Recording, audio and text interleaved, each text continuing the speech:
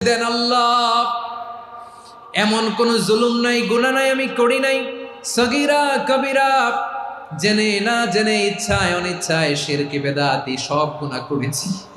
আল্লাহ, আকাশের নিচে জমিনের উপরে আমার চেয়ে বড় গুনাহগার আর কেউ নাই।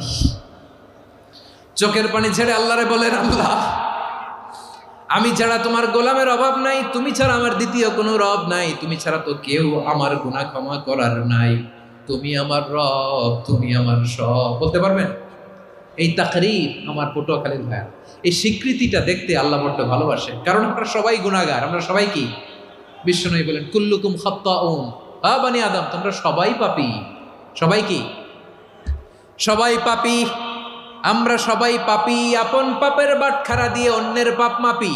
আমরা যে পাপী এটা ভাবতে মনে চায় না কারো, খালি অন্যের পাপ দেখি আমরা, এটা ভুল। ওর এই পাপ, ও পাপী, ও জালেম, ও জাহান্নামী, এরকম একটা